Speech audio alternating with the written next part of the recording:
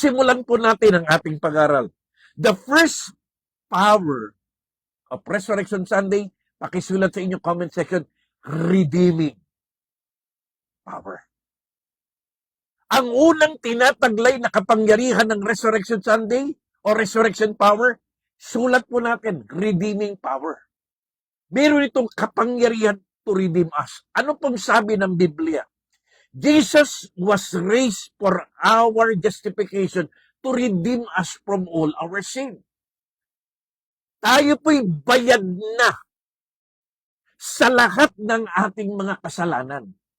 Ito yung unang tinataglay ng resurrection power. Meron itong redeeming power ng ibig sabihin po, because of the resurrection of Jesus, our sins is not just forgiven, it is fully paid, fully redeemed. Lahat ng kasalanan po natin, tinubos na ng Panginoon, fully paid, fully redeemed, and fully justified. Kaya sa lahat po na nagse-celebrate, commemorate ng Resurrection Sunday, gusto ng Diyos maranasan natin yung unang taglay na kapangyarihan nito na lahat ng ating kasalanan ginawa. Ano yung kasalanan? The past, the present, and even the future.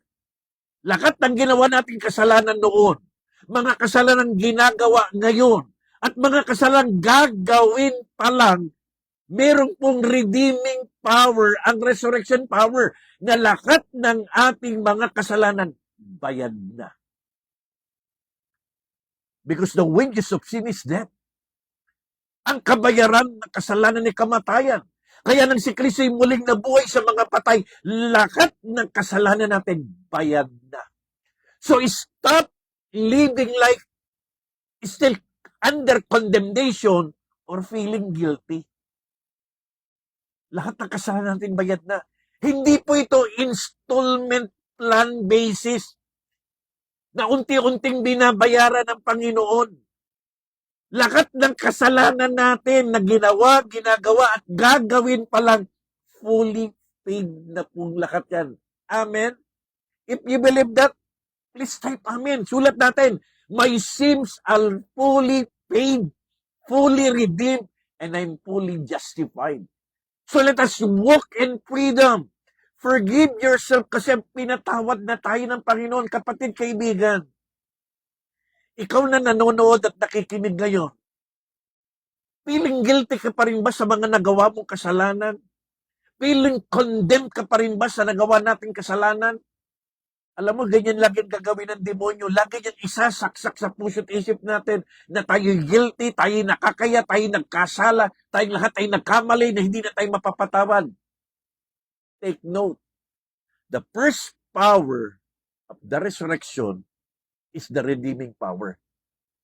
Resurrection means our past has no more power in our present.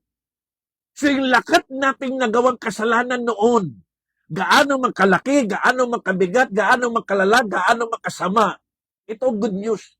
Lahat ng kasalanan natin, bayad na. At wala na itong kapangyarihan sa buhay natin ngayon sapagkat merong redeeming power ang resurrection ng Panginoon.